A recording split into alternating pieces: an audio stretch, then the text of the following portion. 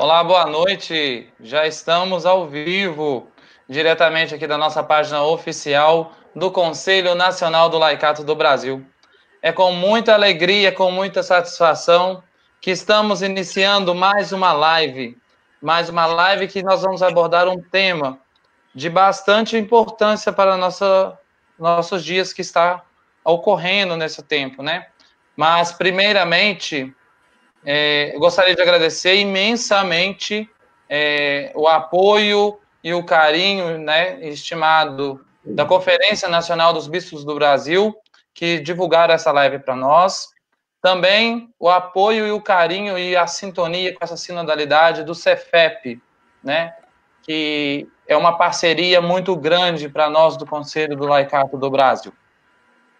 Sejam todos bem-vindos a esta live. Estamos iniciando e daqui a alguns minutinhos nós vamos estar com nossos entrevistados da noite. A live de hoje, o nosso tema é como fazer comunicação a serviço da verdade e da paz. Então, para falar sobre essa verdade e essa paz, nós temos uma grande pessoa que vai estar conosco hoje, é um companheiro do Conselho Nacional do Laicato, é o Padre Paulo. Seja bem-vindo, Padre Paulo. Tudo bom? Tudo bem, Leonardo. Boa noite a você, Joia. boa noite a Manuela, aos demais e a todos que estão nos acompanhando. Temos também a grande companheira, né, lá da Comissão Episcopal para a Comunicação da CNBB, a Manuela. Seja bem-vinda, Manuela. Olá, boa noite a você e a todos que nos acompanham nessa live. É um prazer enorme estar aqui com vocês. E para conduzir esta live, nós nada melhor de ter convidar para estar conosco aqui o Bruno Feitosa. Bruno Feitosa, ele é da assessoria de comunicação, né? Ele é jornalista lá da CNBB, apresenta o Igreja em Oração para nós, tanto atualizando-nos das informações que acontecem.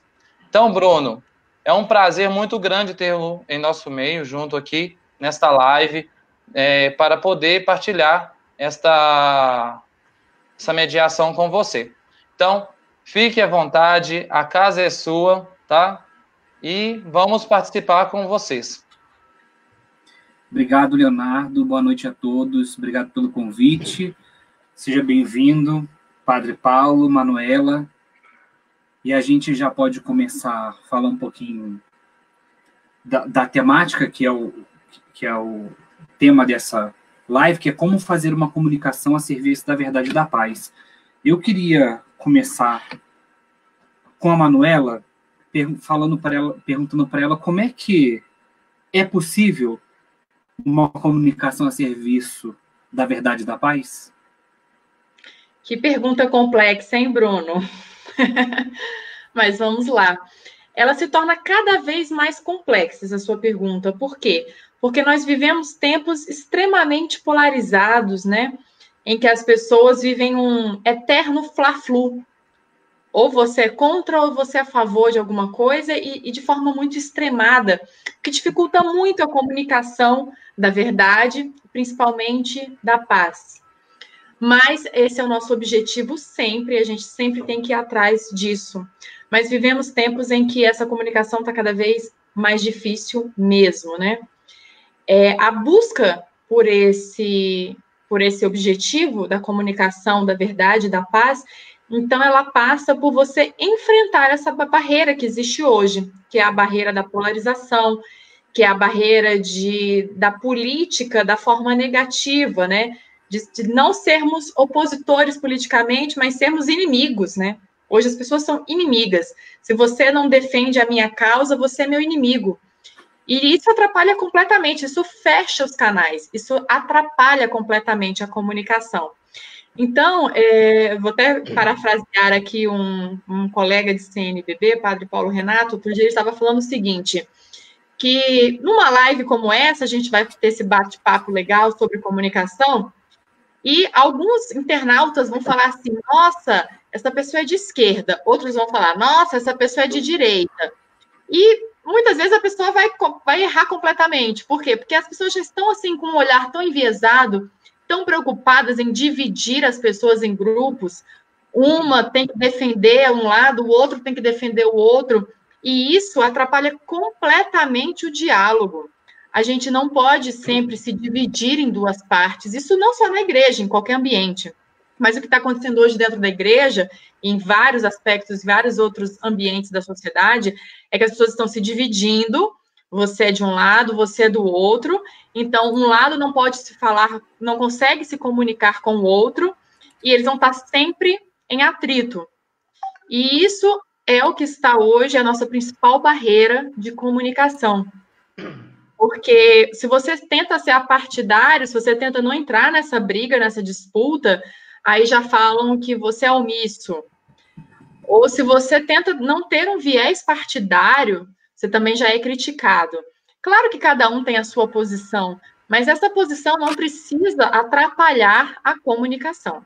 Então, hoje, respondendo sua pergunta, como ter a comunicação voltada para a verdade e para a paz, é não deixar as paixões atrapalharem a comunicação. Esse é o primeiro caminho para a paz. E a verdade é um bem absoluto para nós todos, né? Nós comunicadores e nós cristãos, mas dentro da comunicação, claro, sempre a verdade foi um bem absoluto e ela deve continuar sendo um bem absoluto. A gente tem que esquecer as paixões, as defesas cegas e enxergar o que está acontecendo na nossa frente e ser objetivo. Se você busca a objetividade acima de tudo e passar uma informação verdadeira sem paixões, aí sim você consegue carregar esse dom da verdade, que é muito importante para a comunicação. Obrigado, Manu. Quero registrar aqui o padre Cirineu, que acabou de chegar. Seja bem-vindo, padre.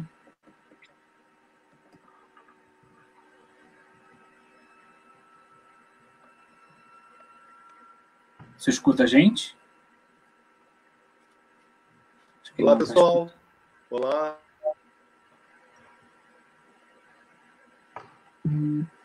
Eu não sei se ele está escutando, então vamos dar continuidade. Então, padre, vamos falar com o padre Paulo Adolfo, que é diretor do CEFEP. Paulo, padre, quando a gente fala nessa questão, principalmente da polarização, a gente pode dizer o seguinte, a gente está faltando diálogo, né? Está faltando, principalmente pela essa questão, a gente está passando por um momento de divisão, como a Manuela disse, muito difícil. É 880 ou é um lado ou outro? Está faltando diálogo? Está faltando conversa? Ô Bruno, boa noite a você, boa noite a todos que estão nos ouvindo, né? E, bom, o diálogo sempre é necessário, né? E, de alguma forma, sempre se dialoga, né? Mas, além do diálogo, eu vejo que falta para nós cristãos entendermos qual que é a comunicação que nós vamos fazer e que nós precisamos fazer, né? Preparando para a live, eu busquei alguns materiais e trouxe aqui, primeiramente, o tema proposto pelo Papa Francisco para o Dia Mundial das Comunicações de 2018, que teve como centro as fake news, que é uma grande questão hoje, né? Que é a notícia falsa, a fofoca de sempre, de antigamente, né? E o Papa vai dizer o seguinte: o antídoto mais radical ao vírus da falsidade é deixar-se purificar pela verdade, né? Então, se eu vou dialogar, mas também não vou com a verdade, é um diálogo que não contribui, é um diálogo que vai criar problema lá na frente. E o Papa vai falar o seguinte no texto: por isso desejo convidar a que se promova um jornalismo de paz, sem entender esta expressão como um jornalismo bonzinho, que negue a existência de problemas, que assuma tons melífluos, né, agradável ao paladar de todos. Pelo contrário, penso num jornalismo sem fingimentos, hostil às falsidades, a slogans sensacionais e a declarações bombásticas. E assim ele segue. A mesma mensagem para este ano de 2020, né, que foi outro dia, o Papa vai buscar lá no livro do Êxodo, capítulo 10, versículo 2, ele vai dizer, né, vai pegar o lema: para que possas contar e fixar na memória. Ele vai tratar da questão do homem como narrador da sua história. Ele vai dizer que o homem é um animal que, entre outras características que o difere dos demais, sente necessidade de narrar a sua história. E ele vai dizer que essa narração é importante para que a gente não perca, né, o respirar as verdades da história, porque as histórias edificam. E que é importante que, ao narrarmos as histórias, nós valorizemos os pontos positivos sem deixar de lado os negativos, né? Então, ele nos comunica a narrar histórias de forma positiva, fixando nesses fatos positivos. Aqui a gente precisa fazer a seguinte pergunta, né? Mas o que a igreja, né? Que comunicação a igreja deve fazer e deve defender? Então, a primeira coisa importante de pensarmos é que a nossa religião cristã, como outras tradições religiosas, é uma tradição de narração, né? A nossa verdade de fé foi revelada por Deus, é comunicação. Deus se comunica, né? Hebreus capítulo 1, versículo 1 a 2, São Paulo, o autor da carta aos Hebreus, vai dizer o seguinte: muitas vezes, de muitos modos, Deus falou aos nossos pais pelos profetas. Nestes tempos, falou-nos por meio de seu Filho. Então, isso é muito importante para nós, né? Um Deus encarnado que fala a partir da realidade.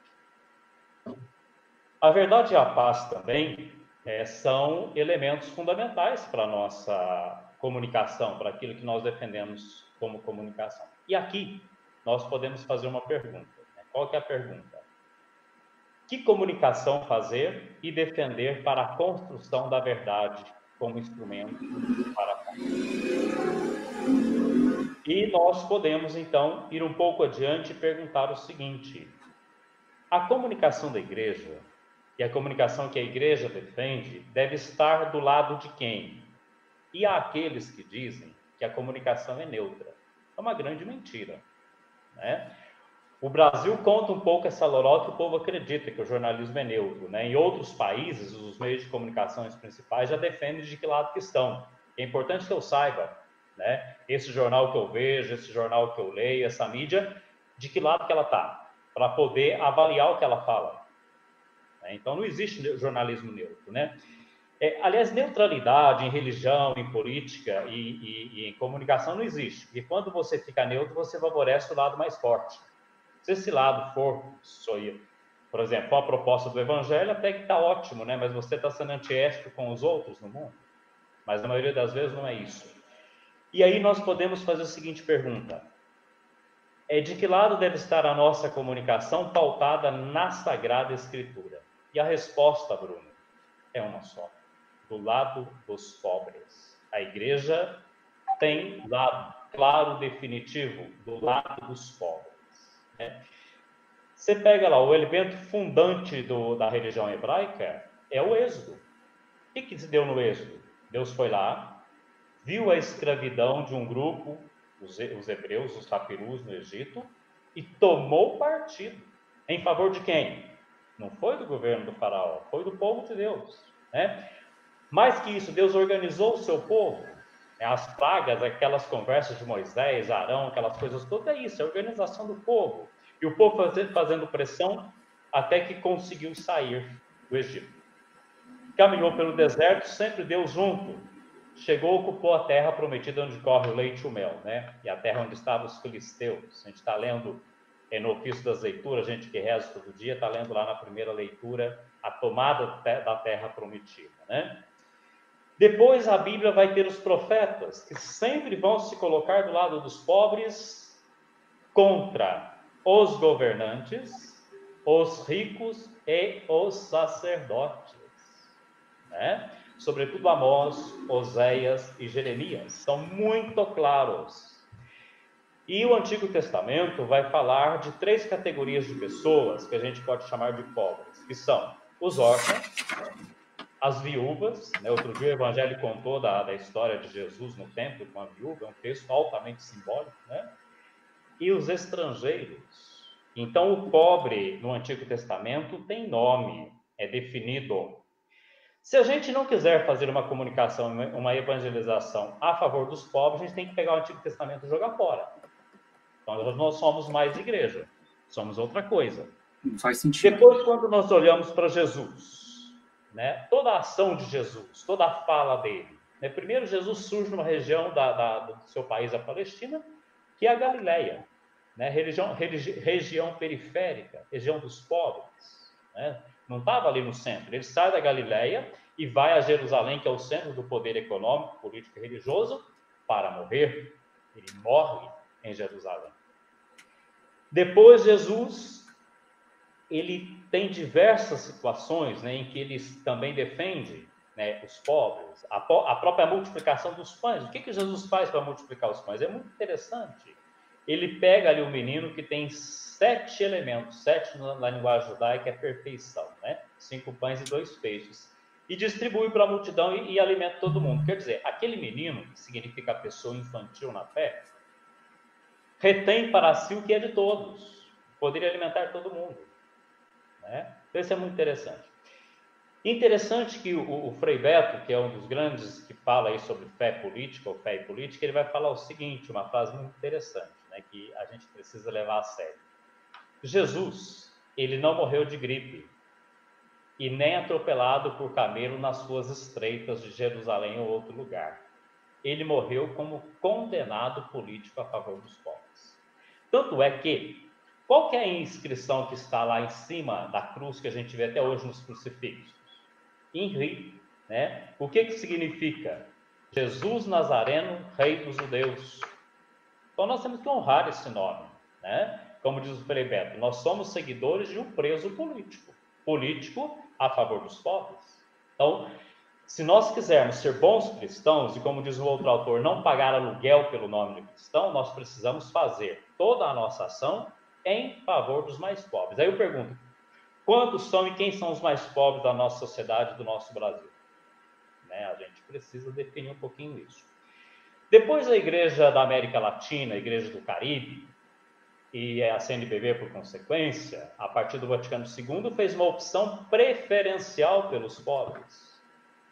Eu tenho muita reserva com todos os pregadores e que comunicam que não usam muito esses termos, né? Porque não estão sendo fiéis à tradição da Igreja da América Latina, da CNBB, nem dos últimos papas, né? Tanto São João Paulo II, Bento XVI e Francisco usam isso bastante, né? Então, se eu sou comunicador em nome da Igreja Católica Apostólica Romana, da América Latina, eu preciso defender isso, né? Senão estou defendendo qualquer outra coisa, menos a nossa Igreja. Então, isso é fundamental. Uma comunicação que nós façamos enquanto cristãos católicos, né, em diversos meios, né, os grandes meios, os pequenos também, precisa ser uma comunicação que, juntamente com o Papa Francisco, diga não à economia de mercado que mata. O Papa Francisco diz isso claramente. A economia de mercado é uma economia que mata. Por isso que ele convoca o encontro Economia de Francisco, né? Uma outra economia é possível. E a gente poderia perguntar aqui o seguinte: todo o trabalho de economia solidária, que é muito importante, né? Qual a visibilidade que ele tem nos nossos meios de comunicação, inclusive os que se dizem eclesiais e católicos? Seria muito interessante a gente observar isso, né? Quando a gente fala hoje de economia solidária, né, agricultura familiar, tem gente que pensa que não existe. Eu já fui contestado, Padre, mas isso existe aonde? Né? Quer dizer, é uma ignorância retumbante que é igual à seca do Nordeste, é proposital, né? Não é por acaso que está ali, né? Há uma intenção política por trás disso, né? É um projeto. A seca do Nordeste é um projeto. Assim também, tornar a economia solidária esquecida é um projeto de alguém, e nós, como cristãos, não podemos colaborar com isso. Pelo contrário, devemos, como profetas, denunciar isso. Não importa de que lado que vão nos colocar no espectro político, né? Se a gente fosse conciliar tudo, a gente não seria cristão, né? Como disse Jesus, não morreu de gripe nem de atropelado pelo caminho. Depois nós precisamos dizer não à aliança com os poderosos, né? Olhemos para Jesus, a igreja dos primeiros séculos, até o ano 325, com a 315, a conversão de Constantino. Com quem que esteve a igreja aliada de poderosa? Né? O que o Papa Francisco nos propõe? Vamos ver lá, né, a exortação apostólica do início do pontificado de Francisco, né? A alegria do evangelho, né? Não pode ser uma comunicação aliada com quem detém o poder, seja o poder econômico, o poder político e mesmo o poder religioso. A gente tem que tomar a postura de cristão, né, de cristão.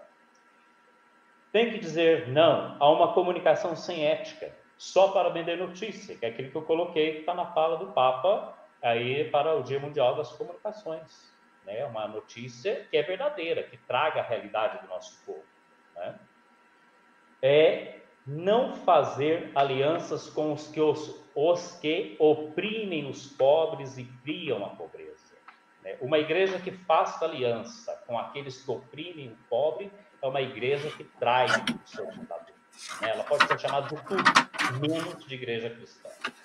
Claro que isso cria conflitos, vocês estão pensando, óbvio, né? Mas, como eu disse, nós somos seguidores de um preso político. Nós somos seguidores de um Cristo que morreu na cruz. Se nós não aceitarmos essa cruz, é melhor mudar de nome, né? E fazer outra coisa. A gente precisa ser coerente com aquilo que a gente prega. Também nem esconder, nem maquiar a verdade. A gente precisa, como o Papa salientou, mostrar os pontos positivos, mas temos que mostrar a verdade, né? E aí a gente pergunta, quem são os pobres do Brasil?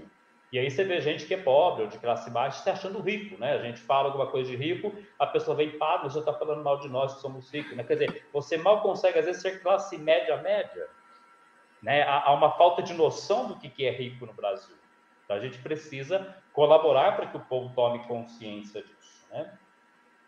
Então, nós temos tudo isso e a gente precisaria perguntar o seguinte: no Brasil hoje, os grandes meios de comunicação estão nas mãos de quem? É uma pergunta muito importante que a gente precisa fazer, né?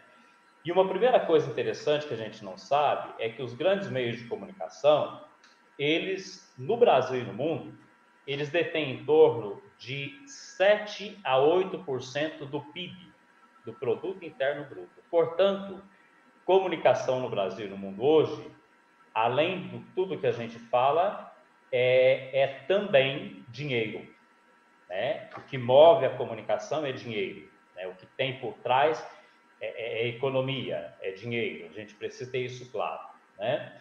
E no Brasil, 5 grandes grupos, 5 famílias famosas detêm o monopólio de 50% das comunicações. Verifiquei hoje, né, na internet, confirmando os dados.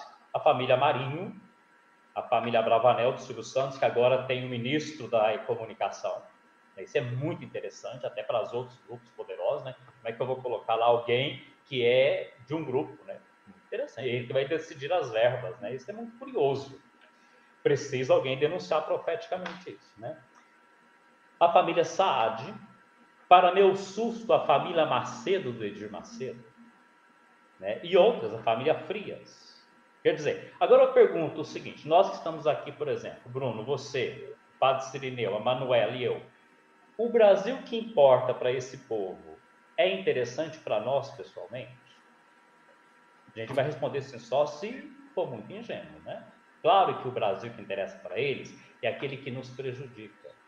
E nós continuamos engolindo as verdades que eles passam, no jornalismo que eles fazem. Então, tudo isso é importante a gente levar em conta. A gente precisa ter isso muito a sério. E aí a gente pode falar o seguinte: qual que é a grande proposta, então, que se faz? É uma coisa muito simples, que é lei. É regulamentar o capítulo 5º da Constituição Federal, né, que vai tratar, está citado na carta que o CEPEB, o CNLB, o CNIS assinaram, né, em apoio à nota da Comissão de Comunicação do CNBB, citando lá o pedido da regulamentação destes parágrafos da Constituição Federal, né? Não é nada mais do que cumprir o que está previsto em leis. Por que não se faz isso? Porque esses grupos de comunicação, como eu já disse, são grupos poderosos economicamente, que têm bancadas, né?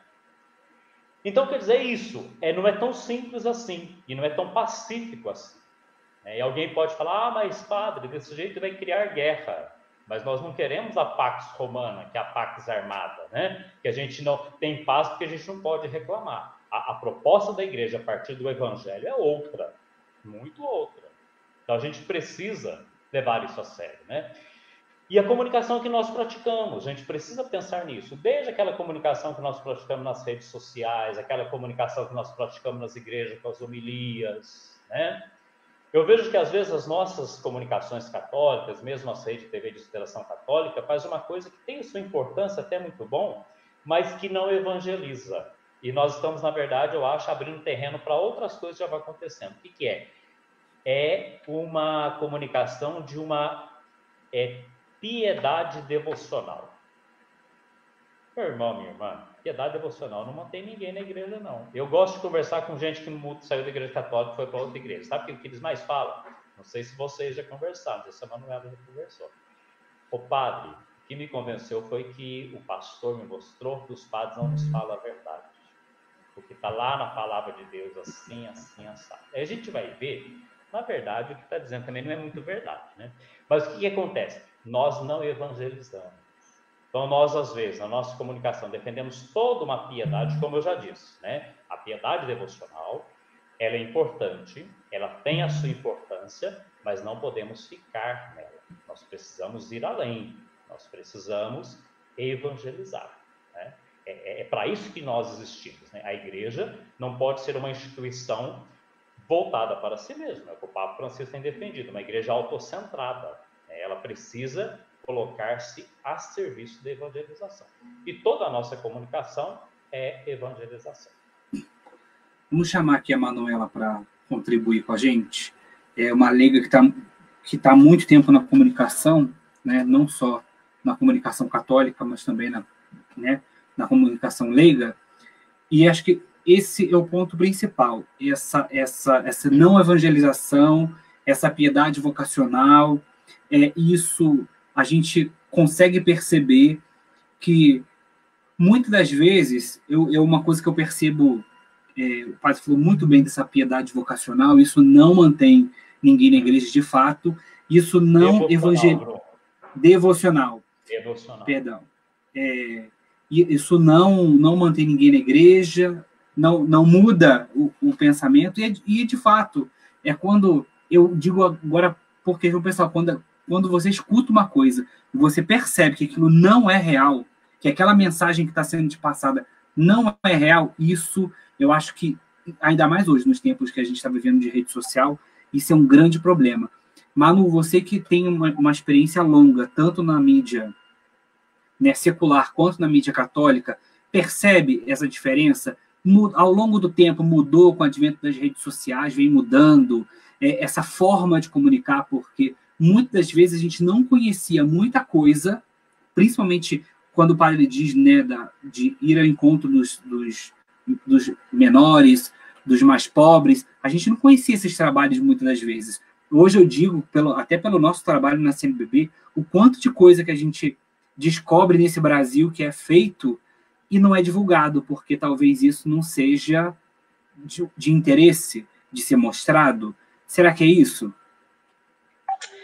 Pois é, são dois pontos aí, Bruno. Eu vejo que falta profundidade.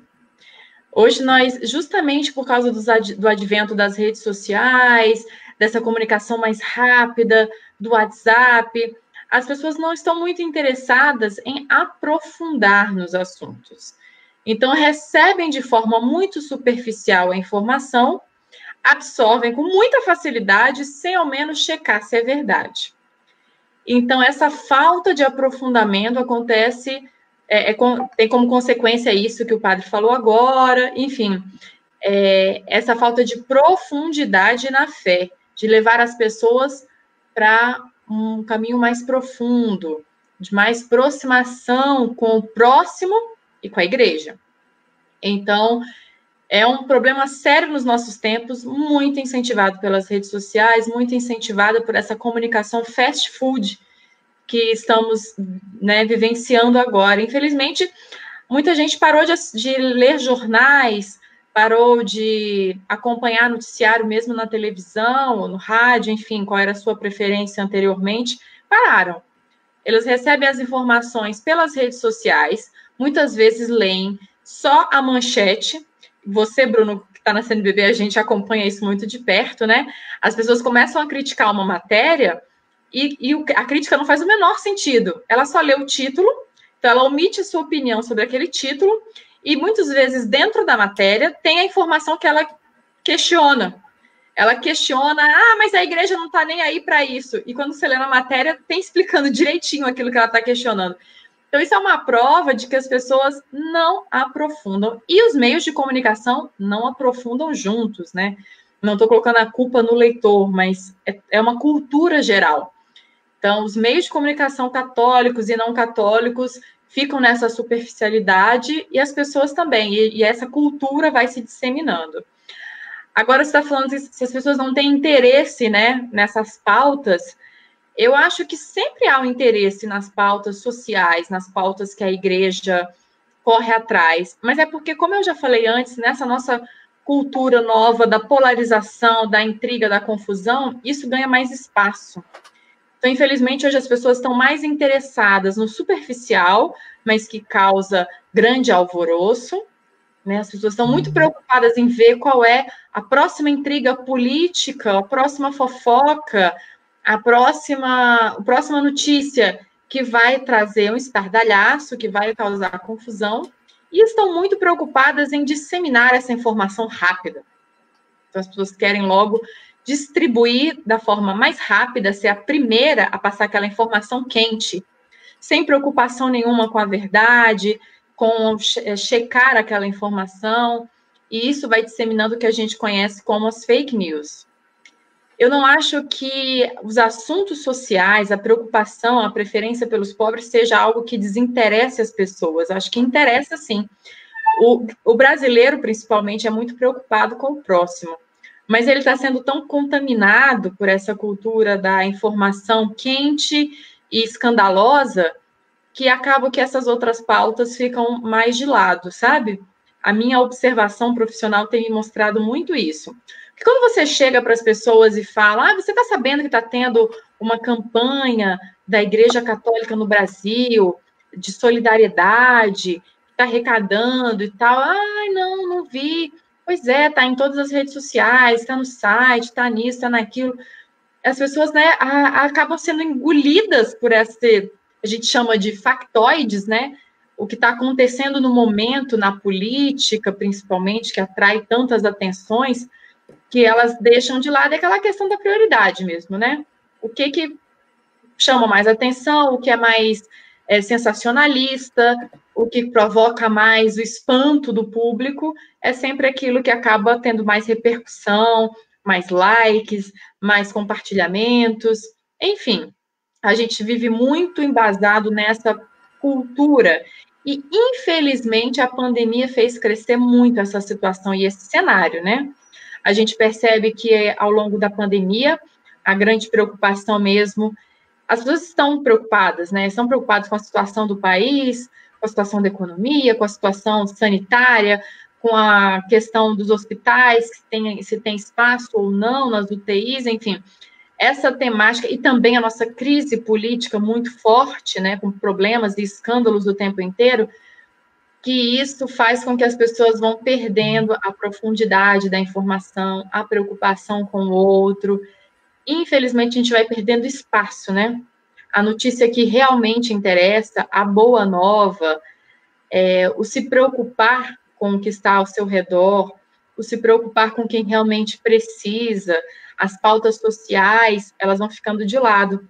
Vai ganhando o econômico, o escandaloso, né, o que vai dar ibope, vamos dizer assim. E é uma cultura que vai se alimentando. Ainda mais num período de crise, de pandemia, é autoalimentável, né? Toda hora aparece um escândalo, números maiores, mais gente morrendo, as intrigas políticas, isso vai sendo autoalimentado o tempo inteiro. E a gente continua nessa superficialidade, sem querer saber do que realmente importa, quais são as notícias que realmente são importantes para a gente e para o próximo, e continua sem se aprofundar, continua na superficialidade. Essa é a minha visão. Continuando ainda nesse raciocínio, eu trago uma questão aqui do seguinte, a sensação que eu tenho é que como a gente estivesse naquele copo cheio de água, aquela água que ela começa a transbordar. Qualquer balanço, a água transborda. Muitas das vezes eu enxergo, pode ser uma limitação minha, mas que nós cristãos, às vezes, né, boa parte está nessa situação. Ela não se aprofunda em nada. Eu vejo porque quando o Papa deu aquela a bênção Urbi et Orbi, o quanto que o mundo, as pessoas, até quem não era cristã, né, se colocando ali, falando, nossa, o Papa fez isso, o Papa fez aquilo, como se fosse uma coisa super nova, como se fosse uma novidade, né? Ninguém nunca se interessou por isso. As pessoas também nunca se interessaram pelo quanto o Papa reza pelo mundo, pede principalmente pelos mais pobres, como o padre falou, e tudo mais. E aí, a gente tem tanta história boa para contar. E aí a pessoa deixa de consumir, não que a gente tem que viver num mundo que só notícia legal, a notícia de solidariedade daquela diocese, daquele lugar, é o essencial. Mas tem muita história inspiradora, muita história, como o padre falou, que a gente vê ali o reflexo do evangelho, seja daquela pessoa, daquela comunidade, e isso acaba deixando de ser passado, aí uma crítica até para os meios de comunicação católicos, por eles mesmos, que deveriam ser essa ponta para poder trazer com mais profundidade isso, por causa do econômico, do escandaloso, porque é o que não dá cliques hoje em dia nas redes sociais. A gente vê isso muito lá na CNBB, as pessoas reclamando, mas a igreja não faz isso. Só dá uma olhadinha lá no site que tem isso. Mas o padre X está fazendo isso. Mas olha só, existe esse trabalho aqui. A solidariedade da igreja. Nossa, mas a igreja agora está fazendo a campanha lá da solidariedade para ajudar as pessoas. Não, a igreja sempre fez.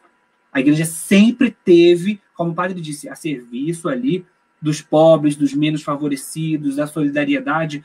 Então, quando a gente se distancia disso, dessa verdade, dessa profundidade, é óbvio que quem vai ganhar é o econômico, o escandaloso e o falso, né?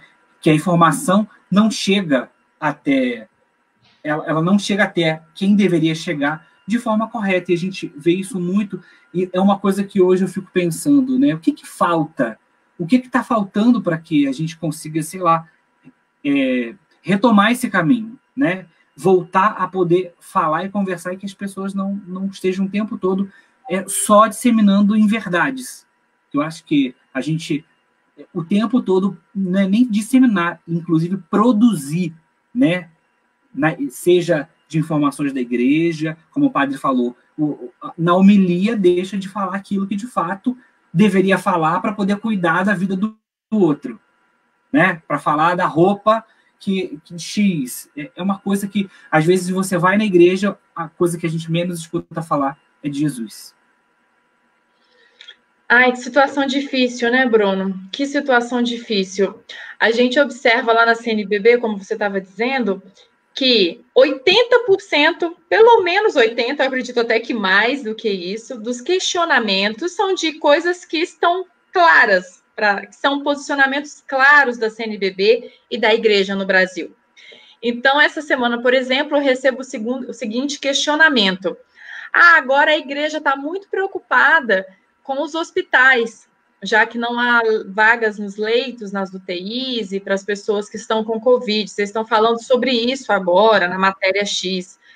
Mas cadê a igreja que não estava questionando, antes da pandemia, os problemas com a saúde no país? Falei, gente, pelo amor de Jesus, vamos lá. Vamos lá. Para começar, a CNBB tem uma vaga no Conselho Nacional de Saúde há décadas. Nós temos um representante, essa semana nós fizemos uma live com ele, doutor André, que é da igreja desde sempre, que foi membro da Pastoral da Saúde por anos, líder, participa de vários movimentos da igreja, ele está lá representando a CNBB no Conselho Nacional de Saúde. E por aí vai, são 1000 participações da igreja na área de saúde, na pastoral da saúde, que é muito atuante no Brasil, graças a Deus, e com várias preocupações e discussões sobre saúde o tempo inteiro, muito antes da pandemia. O que falta, Bruno, as pessoas fazerem o mínimo, que é uma pequena pesquisa no Google. Você não precisa ir muito longe. Você faz uma pesquisa no Google, você encontra todo o arcabouço da Igreja Católica em todas as áreas.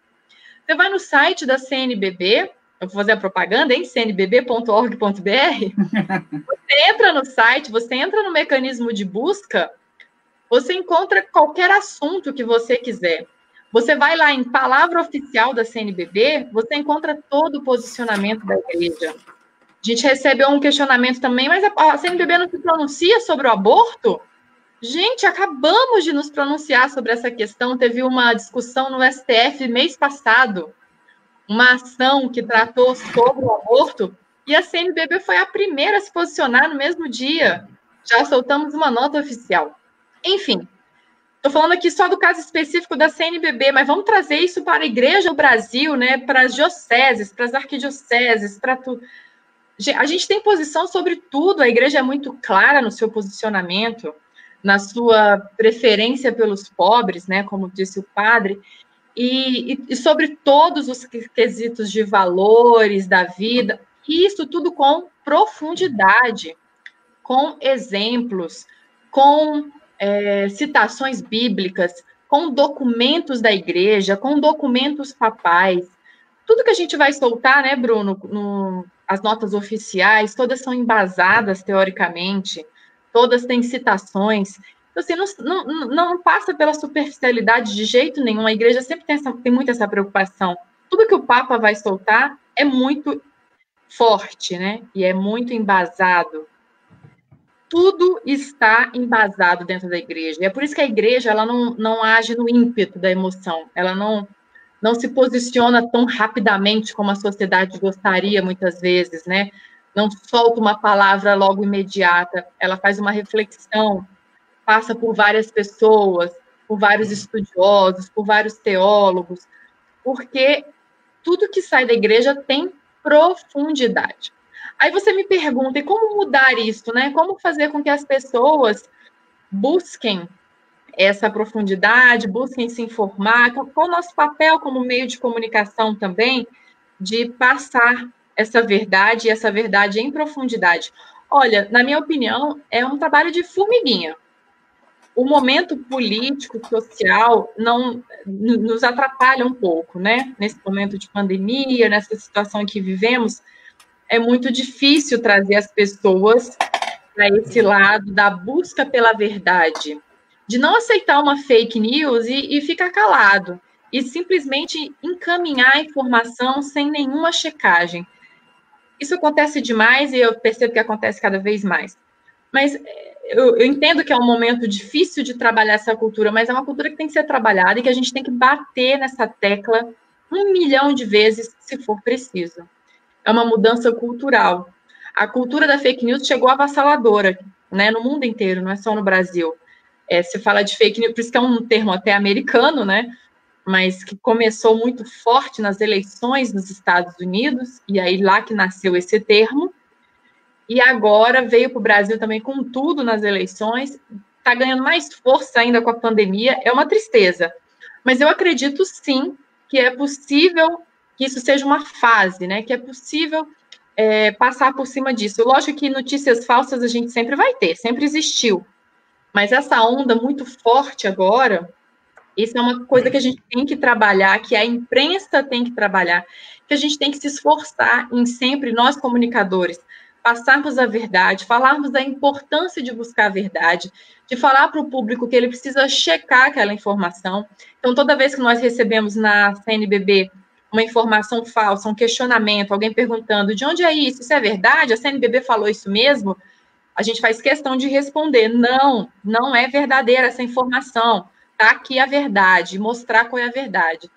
Dá muito trabalho isso, né, Bruno? Você sabe muito bem disso, a gente perde muito tempo. Enquanto a gente está cheio de projetos e coisas legais da comunicação para passar para o próximo, a gente perde tempo para os nossos projetos para desmentir notícias falsas. Isso dá trabalho, perde-se tempo, perde-se energia, reuniões, etc. e tal. Mas a gente tem que continuar. Esse é o nosso papel. Nosso papel é esclarecer a verdade e explicar para a sociedade que ela tem que buscar a verdade, que ela tem que fazer uma pesquisa antes de sair divulgando uma informação. Acabar com essa cultura de eu tenho que passar em primeira mão a notícia, porque é maravilhoso eu ser o porta-voz da informação em primeira mão. Não, vamos acabar com essa cultura. Eu tenho fé que isso vai passar, essa onda tão forte, que a gente precisa bater o martelo. E hoje, com o crescimento das fake news, cresceram as agências de checagem, né, Bruno? Você deve ter percebido. Antigamente, a gente não falava tanto em agências de checagem. Hoje tem várias, né? São aqueles sites especializados em desmentir notícias falsas. Eles só fazem isso. Pega uma notícia que está circulando na internet, para quem não conhece, né? E vai lá dizer se aquilo é verdade ou mentira e mostra as fontes. Nós, da CNBB, recebemos mensagens das agências de checagem. CNBB, isso aqui que está circulando sobre a igreja é verdade? E a gente vai lá e explica e eles soltam nos sites deles. Então, você vê, há uma esperança. Aumentaram as fake news, aumentaram as agências de checagem ao mesmo tempo. Vamos continuar com essa cultura. A gente combate o mal com o bem. Essa sempre é a minha visão dentro da comunicação. Vamos continuar insistindo. E eu tenho fé que essa onda terrível vai passar. Padre, eu estou me sentindo aqui o meio Marília Gabriela, né? Aqui fazendo... Eu queria dar um espetáculo na fala da Manuela. É muito interessante o seguinte, como eu disse, a nossa religião é uma religião de comunicação. Qual foi o primeiro meio de comunicação de massa que teve? O sino da Igreja Matriz. E hoje, em termos de comunicação geral, nós perdemos feio. Nós não sabemos lidar, não chegamos ao povo, né? Por exemplo, a Manuela está dizendo, a pessoa precisa entrar no site, não pode ter isso. A comunicação tem que chegar no WhatsApp das pessoas.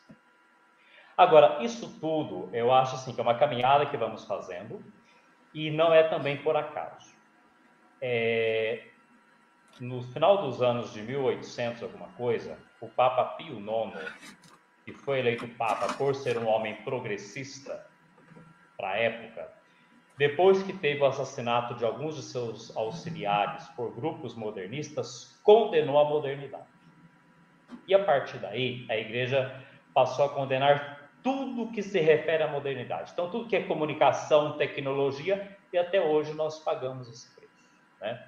Outro dia eu ouvi alguém falando, é uma grande constatação que eu faço, é que a pandemia está nos possibilitando aprender em algumas semanas, a duras penas, lidar com essas plataformas sociais, coisa que nós não fizemos nos últimos 10 anos. Né? Então, a igreja tem historicamente essa dificuldade de lidar com comunicação. Depois, a igreja tem muita facilidade com a comunicação vocal, né? As rádios, né, sempre foram o espaço da igreja. É muito interessante que elas não perderam muito espaço. Mas com a imagem, como nós estamos fazendo, e a TV, a igreja tem enorme dificuldade. Por quê? Porque a igreja sempre condenou o corpo. Né? E se a igreja condena o corpo, como é que ela vai lidar com a comunicação do corpo, que é da imagem da TV? Então, nós temos questões mais profundas aí. Né? E a Manuela toca numa coisa muito interessante, que é a superficialidade, né? Mas eu vejo que o grande problema da igreja para comunicar nem é a superficialidade aí das notícias falsas, etc. E tal, isso aí é um adendo. É a superficialidade da nossa fé. Nós não conhecemos o evangelho da nossa fé. Por exemplo, a pessoa que é piedosa, não é bem formada, não tem tempo, ela acha, por exemplo, que ela ganha o céu fazendo novena para 10 santos. Eu me lembro que a minha catequista, que era pessoa humilde, explicava o seguinte, né? É algo muito importante. Ela falava, olha, tudo isso que a gente tem de piedade, de estrutura, mesmo sacramentos, são como andaimes de uma construção. Depois de terminada a construção, a gente tira os andaimes. Quer dizer, toda a minha vivência piedosa, vivência de fé, mesmo sacramental, é para me tornar uma pessoa santa, para fazer de mim, uma linguagem mais comum, mais compreensiva a todo mundo, inclusive o universo não católico, uma pessoa melhor. Eu não compro Deus com tanto de reza que eu faço, com tanto de terço, tantas vezes que eu vou na missa, né? Agora, nós perdemos essa profundidade, que é viver o evangelho no dia a dia. A pessoa pensa que porque e aí o hino de São Paulo, o amor, que é muito usado nos casamentos, e não tem nada a ver com casamento, mas fica bem lá também, não tem problema não, que a gente não percebe, a gente se recusa a ver a crítica que São Paulo faz ao uso inadequado da religião, né?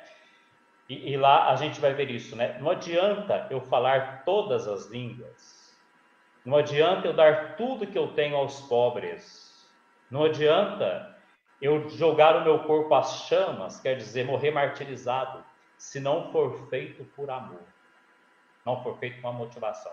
A grande questão nossa é essa: nós não temos profundidade na nossa fé. Nós achamos que vamos ganhar o céu pelo tanto de dízimo que nós pagamos. Claro que o dízimo é importante, a comunidade precisa sobreviver, né? Nada vem de graça. Claro que isso é importante, mas nós não vamos ganhar o céu com isso. A gente vai ganhar o céu à medida que nós passamos a viver o Evangelho. Eu sempre recomendo a leitura do capítulo 25 de Mateus. Quem que entra no reino dos céus? Não é quem reza mais, mas quem ama o pobre. Tive fome e me deste de comer. Tive sede e me deste de beber. Estava nu e me vestistes. Né? Quer dizer, toda essa nossa vivência de fé, que é extremamente superficial, precisa levar-nos a esta profundidade. E uma outra coisa importante, nós precisamos aprender a rezar com qualidade, né? E a igreja não consegue, às vezes, fazer isso. As nossas devoções enganam nesse sentido, né? Quem de nós que tira um tempo para rezar, pega a palavra de Deus, medita, coloca na sua vida? Esses elementos são importantes, a gente precisa trazer isso, né? Em termos de comunicação, a igreja precisa dar um salto, recuperar 200 anos de atraso, e como outras tecnologias, né? Desde que o Pio IX condenou a modernidade, nós estamos engatinhando, estamos começando, né? E a pandemia vai nos ajudar muito nisso, eu acredito. Mas se não resolvermos essas questões, e quando a gente fala de comunicação, tem uma coisa interessante aqui. O Maurício Abdala, que é um assessor do CEFEP, lá de Vitória, né? Ele tem um texto que ele pôs o nome do texto chamado A Funda de Davi. Ele vai dizer o seguinte: os campos eclesiais populares não podem querer usar as armas dos ricos. Por quê? Isso poderoso. Porque comunicação do mundo empresarial, do jeito que o mundo faz, custa muito caro. Aí ele pega a Funda de Davi, por quê? Quando Davi está lá para brigar com Golias, como é que acontece o texto bíblico? Por isso que nós não podemos fugir da palavra de Deus. O cristão tem que embeber-se da palavra de Deus, né? Empoderar-se da palavra de Deus. O que acontece? O Saul, que era um mau rei, corrupto, mundano, cheio de acordos, chama o Davi, que era um jovem, e tenta colocar no Davi a armadura do Saul. O Davi não consegue se mexer dentro da armadura do Saul. O que ele faz? Pega a fundo o estilingue, vai lá e mata o Golias, o filisteu. É isso que nós precisamos fazer. Por exemplo, o CNLB, né, com essas lives todas que tem feito o tempo todo, com aquelas gravações do pessoal do CNLB de todo lugar, falando sobre comunicação para a verdade e a paz, chegando em todos os lugares. É esse tipo de coisa, que chega rápido, que custa pouco, e nós temos o povo para fazer isso. Nós temos os elementos humanos. Então, nós temos um grande potencial que nós precisamos valorizar, né? Então, de fato, falta-nos profundidade em tudo que nós fazemos. Em tudo isso, nós precisamos procurar primeiro a verdadeira fé que nós temos, qual que é a nossa natureza, a nossa índole, ver as forças de que dispomos e não vender a nossa fé. Muito bom, padre. Isso, nessa profundidade é muito importante, não só utilizar a profundidade, os meios de comunicação, principalmente a internet, mas é muito importante que a gente também, como o senhor falou, é preciso profundidade, as pessoas precisam conhecer. Também não dá para eu poder ligar uma câmera aqui e sair falando aquilo que eu acho que eu sei de Deus e da fé, né? Porque é muito fácil eu chegar aqui e ter meu blog, sei lá, ter meu canal no YouTube e eu falar aquilo que eu acredito, aquilo que eu quero que seja verdade, e aí quem está me ouvindo acha aquilo também, então eu vou falar desse segmento da igreja, porque esse segmento aqui eu vou focar nisso aqui. A igreja não faz isso, o bispo não faz aquilo, a comunidade isso, a igreja está muito política, a igreja não está social, a igreja está social demais, né? É o que a gente mais vê nas redes sociais aí, é gente despreparada, sem profundidade alguma, que não tem conhecimento nenhum da religião e nem das instituições, que é pior ainda, né? Nem faz uma pesquisa rápida ali para saber o que é o CNLB, o que é o Cefep, o que é a CNBB, qual é a missão dessas organizações, dessas instituições, por que elas agem assim, né? Por que a CNBB está lá sempre defendendo, né, as minorias, por que o Fé e Política, o Cefep está sempre... Porque às vezes eu fico pensando que essa falta de conhecimento, né, é que faz essas pessoas serem tão ignorantes, porque a gente precisa de unir vários pontos, né? Então, assim, é preciso discutir a política pública para atender aquela comunidade, quem está na igreja também precisa discutir aquilo, porque a gente trabalha com o social, com aquela pessoa que está necessitada. Como é que eu vou ajudar alguém se eu não sei, ao menos, o que fazer, né? Então, assim, é preciso profissionalização da comunicação na igreja, isso é fato, é uma coisa que eu falo muito, conversei com a Manuela sobre isso, é preciso. Não dá para poder querer ligar a câmera e falar um monte de besteira, porque não vai. Mudando completamente agora de assunto, a gente esteve no centro de uma polêmica aí, recentemente, e que acabou justamente por conta da comunicação, por chegar, talvez, é muito caro fazer determinado tipo de comunicação, então por que a gente não vai por outro?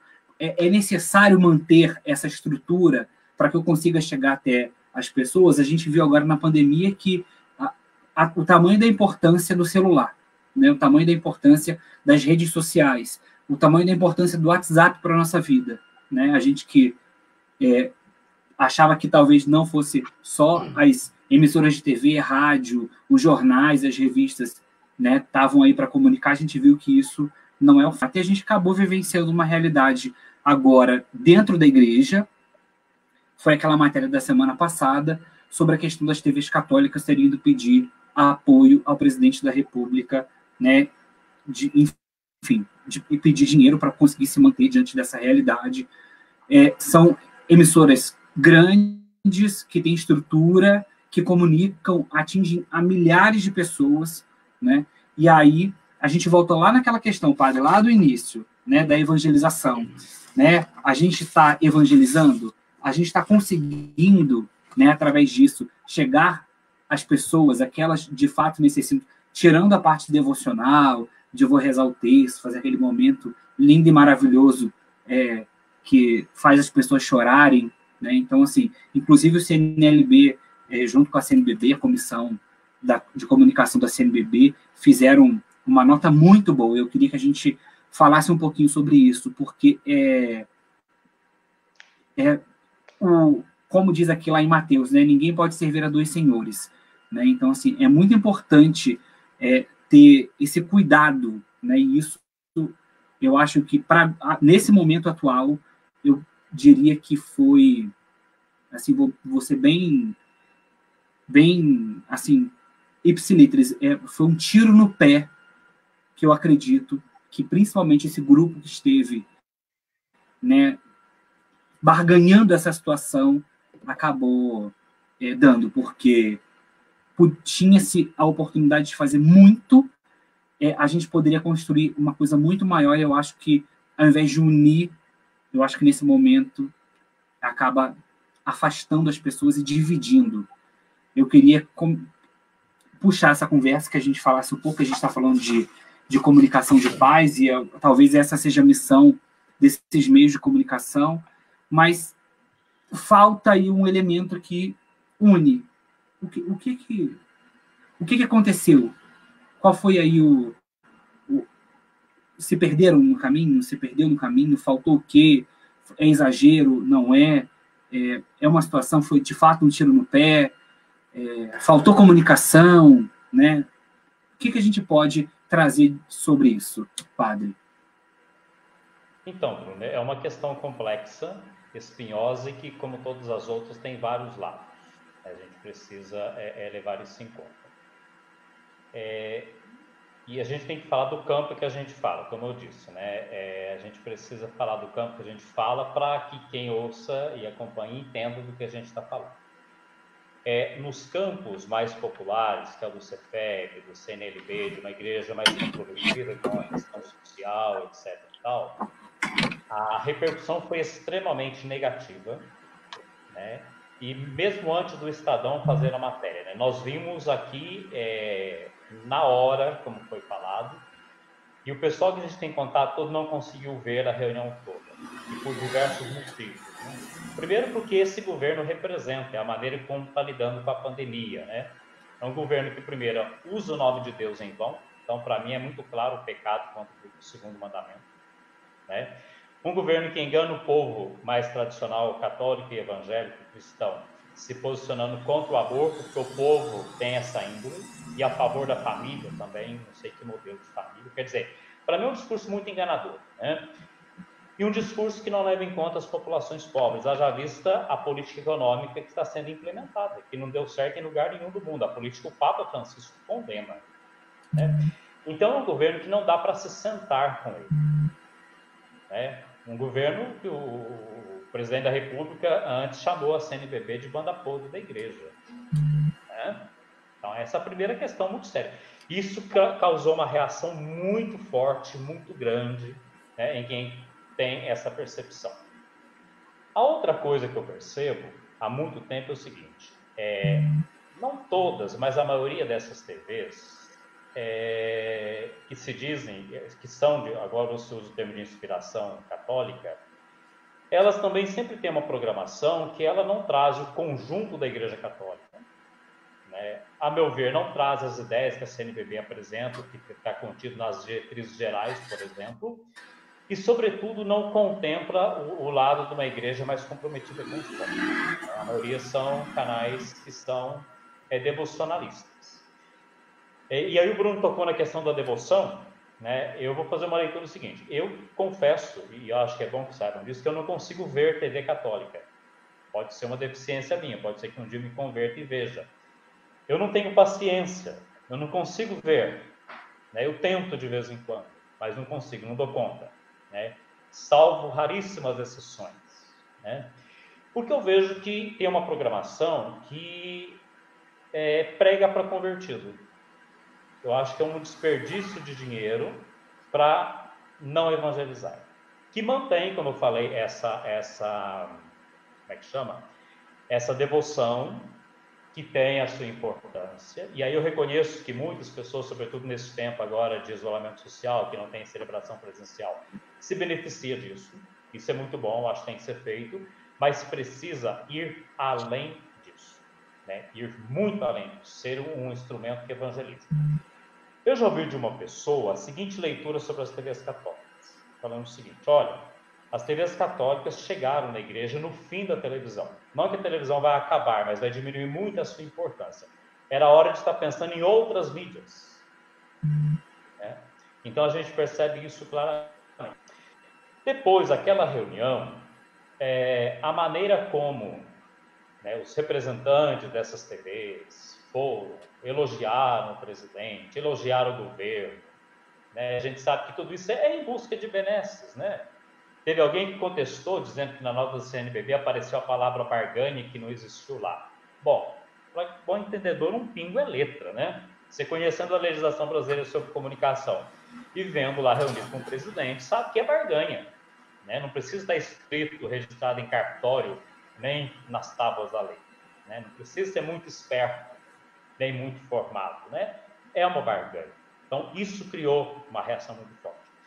A outra questão que talvez a Manuela possa falar melhor é o seguinte: qual que é a relação desse grupo com a igreja e a instituição?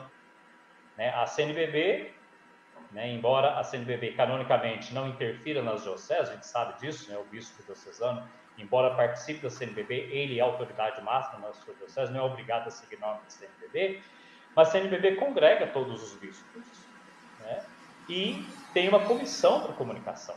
Né, a Manuela é assessora, e eu não sei os esforços que se faz, como é que é, mas, quer dizer, consegue trazer todo esse povo para fazer um trabalho conjunto? Né? Quer dizer, não seria interessante ouvir a comissão de comunicação?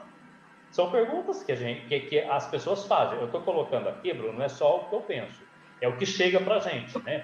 E pergunta muito, é um pouco que seja falado, que chega na CNBB, pergunta muito, padre, mas a comissão de comunicação da CNBB está onde que ainda não coordena esse povo? Por que não interfere? O pessoal é muito interessante, isso é muito imediatista também, né?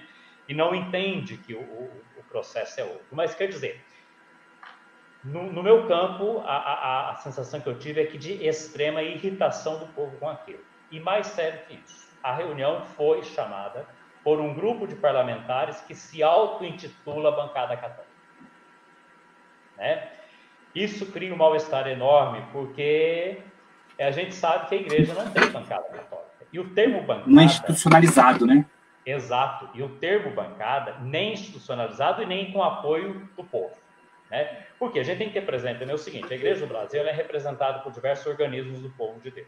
Né? A CNBB é um organismo pelo papel do bispo na igreja, papel teológico, etc. Tal, tem uma supremacia, mas tem a CRB, Conferência dos Religiosos, tem a Conferência dos Leigos, tem o Conselho dos Presbíteros, tem dos Diáconos, dos institutos. Todos esses organismos são igreja. Nenhum deles respalda essa bancada católica, que se diz católica, e nem o povo em geral respalda. E bancada no Brasil adquiriu uma péssima conotação. Né? Por quê? A bancada significa um grupo de lobby quase que criminosa que vai em busca de benefícios próprios contra os bens públicos. Tanto é que o termo muito usado é a BBBBB, né? A bancada da Bíblia, da bola, da bala e do boi. São as bancadas que também detonam os partidos políticos no Brasil. Você vai ter nessas bancadas gente de todos os partidos, de todos os espectros políticos. Só não tem da extrema esquerda, mas você vai ter da esquerda à extrema direita, né? E essas bancadas estão em busca do quê? De coisa pessoal. Então, quem tem um senso crítico mais social fica horrorizado de ouvir falar de bancada católica, né? E aí perguntam, mas a igreja faz isso, etc e tal? Mas também tem gente em todos os campos que defende, não sei se vocês já ouviram isso, eu já ouvi muito isso no campo mais popular, que defende que a CNBB deveria criar um partido político, que é a única maneira de interferir, né? Mas quer dizer, isso foi muito complicado. E a nota que nós construímos... Só interrompendo, padre, aí o povo perde mais uma vez a voz, porque na política se diz que o parlamentar ele representa o povo, né? Mas que a gente, na prática, a gente sabe que isso não é a realidade. A gente é só, né, observar e acompanhar aquilo que eles fazem, né? E aí dizer que a CNBB ainda precisa criar um partido político, aí eu não consigo entender qual é o pensamento dessas pessoas. Inclusive, aqui no chat, uma das pessoas que estão participando, a Ana Regina, uma coisa que a gente falou aqui, inclusive a Manuela citou, ela diz, a CNBB não falou nada quando a pandemia foi decretada e o carnaval blasfemo estava em alta. Agora apoia o desmantelamento da economia, gerando morte. Eu queria que até se a Ana Regina estiver aí, explicasse um pouquinho, né, o que ela quis dizer com isso, porque é exatamente o que a gente falou até agora, né? A gente falou da questão devocional, e aí algumas bandeiras, elas aparecem sempre na frente. Essa questão do blasfemo, né? Assim, o carnaval, blasfemia, a igreja não devia fazer isso. A bancada lá, toda e qualquer conversa da bancada que se intitula católica, que a gente repara sempre com a primeira bandeira que se coloca, o aborto. O aborto é o ponto-chave para a gente poder motivar e tocar no coração das pessoas que qualquer coisa que faça vai liberar o aborto. né? Então, vai liberar o aborto. A CNBB não fala nada sobre aborto, mas ninguém foi ver que a sustentação oral que o bispo foi fazer no STF foi um bispo que é da CNBB, né? Que o advogado que acompanhou, né, é especialista em bioética, está junto com a CNBB, se reúne com a comissão. Então, e aí, esse tipo de coisa, essa informação está onde? Só está lá no site da CNBB, não chega às pessoas, e quem poderia colaborar e se juntar a nós para isso, está preocupado com, não sei, ponto de interrogação. Bruno, eu acho que tanto quem defende a ideia de criação de um partido católico, quanto essa pessoa que fala do carnaval, está um pouco na mentalidade da cristandade, em que a igreja mandava em tudo e regulava a vida social, né? O papel da igreja não é esse. O papel da igreja é evangelizar, é ser sal da terra e luz do mundo, é fermento na massa, estar misturado com o público, né? A gente pode até, essa questão do carnaval tem uma opinião muito pessoal, a gente pode até questionar e pensar, não lembro os prazos direitos, se naquela época eu já estava sabendo essas coisas, não. Mas, num país como o Brasil, em que tem uma parcela que não gosta de carnaval, mas a grande maioria gosta muito, se alguém ousasse naquele momento decretar não tivesse carnaval, não sei se não teria uma revolução social, né? A gente precisa de alguns estudos mais aprofundados nessa área, né? A gente precisa disso claramente. A questão do aborto, eu sempre defendi uma ideia que o Papa Francisco colocou na exortação apostólica sobre a santidade, a Gaudete et Exsultate. Aliás, o Bruno e Manuela, vocês querem ser santos? Já leram essa exortação apostólica? Se não leram, vocês estão perdendo tempo, porque lá o Papa ensina como é que vai ser santo. E no número 101, ele vai tratar sobre o aborto. Ele vai falar o seguinte: o cristão precisa defender veementemente que venha a vida os nascituros que ainda não nasceu, mas também que todos que nasceram tenham todas as condições de vida digna. Tá. Eu tenho uma questão muito séria e pode ser muito minha. Eu não vejo nos grupos antiabortistas muita defesa da vida de quem já nasceu, né? As condições econômicas, sociais, as denúncias, parece-me que se negocia com a vida. Eu falo muito claro isso, né? Desde que eu seja contra o aborto, eu posso ser a favor de depois de nascer, se ver o bandido mata. Isso me causa raiva, sabia? E que a gente faz papel de idiota diante do mundo. Eu já ouvi muita pessoa, cristão ou não cristão, falando assim: olha, vocês católicos querem que as pessoas nasçam e dane-se, né? Então a gente tem um discurso completo, que é o discurso do Papa nesse documento que eu falei, número 101, né? Que a gente deve ter a voz firme na defesa de que todos possam nascer, mas que todos possam viver com dignidade. Dom Pedro Casaldáliga, quando chegou no Mato Grosso, São Félix do Araguaia, ele falou uma coisa que vale para o Brasil hoje. Ele falava do Mato Grosso, ele dizia o seguinte, veio da Espanha, né? A região da Catalunha. Ele dizia o seguinte: no Brasil, aqui no Mato Grosso, é muito fácil nascer e morrer. Viver é que é difícil. Eu tenho essa impressão, né? E para mim o discurso político em torno de aborto é para enganar bobo, né? Eu tenho muito claro isso. E aí uma coisa muito interessante, a gente precisa pensar o seguinte: se você pegar o estatuto dos partidos políticos que falam, a maioria, até por convenção internacional, vai falar alguma coisa a favor do aborto, né? Agora, quando estão ali na prática, vamos ver o que fazem também a favor da vida. Porque os que não são abortistas, claros, mas também criam políticas que acabam com a vida. Então, a gente tem que ter um pouco mais de senso crítico, né? E a palavra da igreja é muito clara. O Papa Francisco, vindo para o Brasil, perguntaram para ele no avião: o senhor não vai falar do aborto? Ele respondeu: a igreja, é isso que vocês já falaram. A igreja tem dito, a sua palavra não mudou. É contra o aborto. Agora, por que isso não chega no povo? Porque eu vejo que a gente precisa voltar ao sino da igreja matriz. Nós não podemos ficar esperando que o povo venha até nós buscar as informações. Nós temos que arrumar uma maneira, não sei com que mágica, de que nós consigamos chegar até o povo. E essa é uma grande dificuldade que nós temos.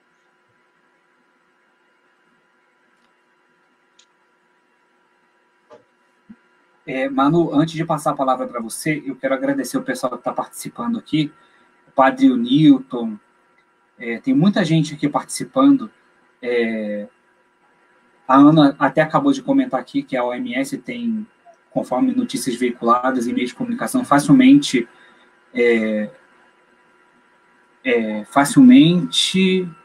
pesquisáveis defendido o aborto, né? Enfim, mas muita gente participando, muita gente concordando com o padre sobre essa questão do aprofundamento da fé, sobre essa questão de usar a imagem da igreja. O padre Unido está dizendo que o aborto virou tema eleitoral, e de fato, quando a gente fala que eu defendo a vida, quando eu sou contra o aborto, mas eu não defendo a vida, porque a vida do favelado, eu posso chegar lá, entrar na favela e meter bala, porque bandido bom e bandido morto. Vale menos, né? Vale menos. Que defesa da vida é essa? É a grande campanha que tem hoje, vidas pretas importam. Exatamente. Eu não vejo muito essa defesa radical de antiabortista, por exemplo, dos que sofrem as outras consequências. A gente tinha que ouvir esse pessoal. E outra coisa que tem que levar em conta, né, que ninguém leva. Por exemplo, a situação da mãe que pratica o aborto ou que tem que criar o filho fruto de um estupro. Né? Eu não tenho reflexão sobre isso e não vejo essa reflexão em campo nenhum. Para mim é uma ausência, porque a gente tem que pensar nisso. A responsabilizar o pai do filho, porque o filho não é feito só pela mãe, todo mundo sabe disso, né? Já foi o tempo que a gente acreditava que era deixado lá na cabeça de repolho. Eu não vejo ninguém desses grupos, de um lado e de outro, falando disso. Quer dizer, trata-se a coisas, eu acho, de uma maneira ingênua, simplória, e explorando a fé do povo, que é o ingênuo. Exatamente. A gente precisa ter um discurso aprofundado sobre isso. A questão ética disso tudo é muito mais séria. Assim como a mãe que comete aborto, como é que fica a consciência dela, independente de religião? Eu falo que é uma coisa, independente de religião. A mãe que pratica o aborto de alguma forma, como é que fica a vida dela depois? Tem um estudo que mostra isso? E é interessante, são umas coisas muito interessantes, a gente precisa aprofundar. Por isso que a nossa fé, ela precisa ser muito debatida e aprofundada. A gente tem muita coisa que não tem resposta. Hein? Muita. E, Manu, então, voltando a gente falar dessa questão que pegou, acho que, muita gente de surpresa, né? Esse auto-intitulamento de que nós somos a frente que representamos a igreja, né? Como é que isso foi visto pela Comissão de Comunicação, visto que eu falo porque eu conheço e estou dentro da CNBB, e a gente vê a movimentação, o esforço que a gente tem feito para fazer uma união, né, dessas emissoras, para a gente passar o conteúdo de qualidade, para a gente conseguir fazer uma coisa que, como o padre disse, né, chegue a todos os cantos do Brasil. É importante que a gente vá dando as mãos para conseguir que essa informação chegue, né, até a ponta, né, seja no sul, no sudeste, no norte, no nordeste, né, no interior do interior do interior. Como é que a comissão viu essa situação e como é que, diante daquela... Vamos falando de profundidade, acho que a palavra dessa live vai ser profundidade. A profundidade daquela nota, né, da CNBB e da comissão que fala que não tem barganha. Uhum. Pois é, Bruno. Existe um trabalho já anterior a essa gestão agora de aproximação com as TVs e rádios católicas, com todos os meios de comunicação, na verdade. Para quem não sabe, existe a Signis, que é uma organização que reúne as emissoras católicas, né, de rádio e de TV, e associado a isso a Rede Católica de Rádio, a RCR. Então, a CNBB está sempre em diálogo, não apenas com essas organizações que reúnem as emissoras católicas, como diretamente, pessoalmente, com cada uma delas. E esse, mais uma vez, é um trabalho de formiguinha, né? Então, nós, nessa nova gestão, que está desde o ano passado, né, um ano de nova presidência da CNBB, eleita, sempre foi uma grande preocupação. Nós fizemos já 2 reuniões presenciais com os dirigentes das TVs, também com os representantes das redes de rádio católicas, e começamos até projetos conjuntos. Foi feita uma reunião que foi muito debatida a questão do conteúdo dessas emissoras, da preocupação em se seguir as diretrizes gerais da evangelização, né, da igreja no Brasil. E isso tem sido sempre debatido. A primeira reunião a gente não contou com a presença de todos os dirigentes. Na segunda reunião já conseguimos representantes de todas as TVs e das principais redes de rádio. E nós estamos batalhando ainda nesse sentido de trazê-los para ter essa preocupação de seguir as diretrizes, dar profundidade. Na segunda reunião, por exemplo, nós tivemos a presença dos assessores da comissão de liturgia, que é uma outra grande preocupação nas redes católicas, né? As missas que não seguem muito os padrões da liturgia que devem ser seguidos, e eles tiraram dúvidas, e a gente está fazendo esse trabalho, então, de formiguinha, de aproximação, de tentar trazer uma profundidade para o conteúdo, de seguir a liturgia e várias outras questões que sempre são debatidas. É um trabalho difícil, é um trabalho que a gente não vai conseguir resultado do dia para a noite, mas existe sim dentro da comissão esse esforço de aproximação.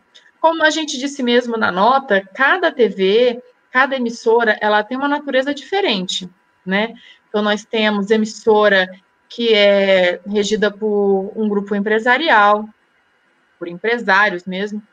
Temos outras emissoras que estão ligadas a institutos religiosos, outras que têm vínculo com a diocese, enfim.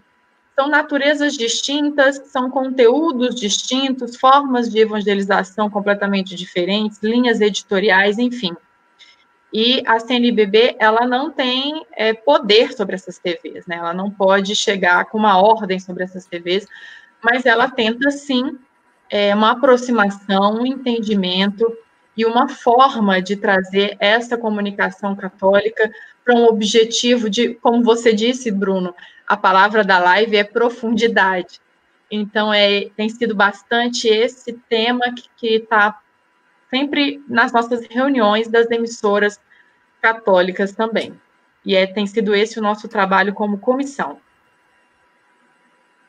É um trabalho muito importante porque, como você disse, cada emissora dessa, cada grupo desse de comunicação é regido ou seja, por empresários, por uma ordem religiosa e tudo mais, mas todas elas têm uma coisa em comum, né? Que é falar do Evangelho, que é falar de Jesus, e aí eu volto lá no início da fala do Padre Paulo, né? Quando a gente fala, né? Estamos evangelizando, aí a gente volta aqui para esse final que a gente falou do aborto. A gente fala, a gente coloca lá, nós somos contra o aborto, mas a gente vai falar coisas boas de quem acha que bandido bom é bandido morto? Né? Como é que a gente... em troca de alguma coisa, a gente fala coisas boas de quem não respeita a vida, coisas boas de quem... Né? A vida é só que está na barriga, né? A que está do lado de fora não merece ser preservada, né? Principalmente agora esse movimento dos Estados Unidos, eu acho que veio trazer muita reflexão sobre isso, né? Vidas negras, né, importam. A gente olha para o Rio de Janeiro, que a justiça teve que proibir a entrada de operações policiais. Então, assim, por mais que se fale de emissoras de inspiração católica, os interesses são, claro, cada uma tem o seu, elas falam, né, da igreja, elas não falam pela igreja, mas falam da igreja, elas vêm com o intuito de evangelizar, mas falta, talvez, aí, união, falta falar a mesma língua, falta, como alguém aqui no chat comentou, falta falar de Jesus. Quem é? Como o padre falou, vamos voltar a bater o sino da igreja matriz. As pessoas talvez esqueceram, ou, né, não sei qual seria a palavra, mas quem foi Jesus? O que ele fez? Né? Ele esteve com quem? Com quais pessoas? Né? Talvez falte a gente pensar ou refletir, voltar a falar disso. A gente está talvez num mundo tão tecnológico, que as coisas acontecem tão rápido, que só a manchete vale, né? Então, assim, é sempre a CNBB diz isso, a CNBB não faz aquilo, a igreja é isso, a igreja é aquilo, né?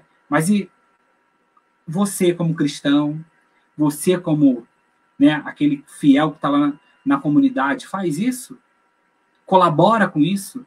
Né? Propaga essa informação? Porque é muito complicado, né? Falar, é aquilo que eu disse, abrir uma câmera aqui e falar em nome da fé, em nome da igreja, em nome eu sou católico e falo tudo aquilo que talvez é o meu, aquilo que eu acho, é bastante perigoso. A gente vive ali, a gente está...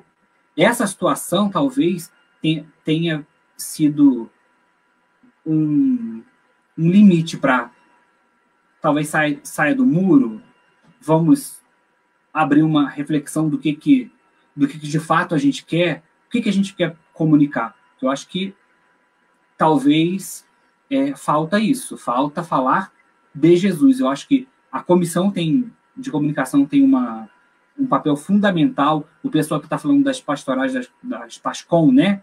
Da pastoral da comunicação, que quem está lá na paróquia, quem está lá trazendo essa comunicação local, a equipe de liturgia da CNBB, a gente viu nessa pandemia agora a importância, né, que se deu a essa questão, missa transmitida pela televisão, quanto que isso foi positivo e ajudou, né? Quanto as redes sociais ajudam, mas a gente não pode, como diz, né, a própria nota do CNLB, servir a dois senhores. Exato. A gente precisa ter muito claro qual que é a nossa posição, qual que é a nossa defesa, quais são os nossos valores imprescindíveis. Eu queria só destacar algo que foi falado aqui que eu acho importante, essa questão do aborto. As pessoas ficam cegas, né, em relação a isso. Eu vou votar na pessoa que é contra o aborto e esquece todas as outras pautas, né? A gente precisa ter muito claro o conjunto, o que a gente quer como cristão para o próximo, o que a gente quer, o que é a vida em plenitude, porque a vida ela não é dividida em partes, né? A minha bandeira é essa, é o aborto e esquece todo o resto, né? A gente está lidando numa sociedade fragmentada, Bruno. As pessoas, elas esqueceram o sentido de ser cristão, o sentido de ser católico. Por que eu sou católico? Eu estou aqui para defender uma bandeira? Ou eu estou aqui para ver o todo? Eu estou aqui para ver o ser humano? Eu estou aqui para ver o necessitado, aquele que realmente precisa da minha ajuda. Eu estou aqui para tentar ser melhor, uma pessoa melhor para os outros. É muito complicada essa questão dessa fragmentação, dessa falta de um objetivo maior e também uma total despreocupação com a união, né? Sermos mais unidos, mais próximos. Voltando à questão das TVs, se você for reparar, são 9 TVs católicas hoje no Brasil. Uau, né? E eu digo das TVs que estão transmitindo via satélite, enfim, fora as TVs, as web TVs, né? Fora as TVs pela internet. Hoje já existem TVs grandes, né? Pela internet, mas estou falando só daquelas que estão disponíveis na televisão. São 9. Caramba! Vamos parar para pensar um pouco. Será que precisaria mesmo ter 9 TVs? Não é muita coisa?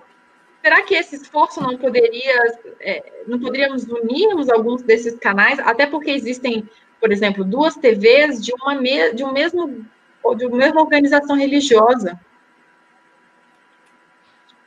Imagina, né? Disputam conteúdo, né? Que são concorrentes. Disputam entre elas, exatamente. São concorrentes dela mesmo. São concorrentes deles mesmos, estão dividindo o público, estão dividindo as atenções. É uma fragmentação incrível. Não existe, eu fiz uma pesquisa, Bruno, não existe lugar no mundo com 9 TVs católicas. Só o Brasil. Lugar nenhum. O Brasil precisa ser estudado, né? O Brasil precisa ser estudado. Padre Paulo, muita gente aqui no chat mandando um abraço para o senhor. Muita gente dizendo que aqui, agradecendo a sua profundidade, suas palavras. Muita gente mesmo. Voltando só para fazer um esclarecimento aqui para Ana Regina da Silva Araújo.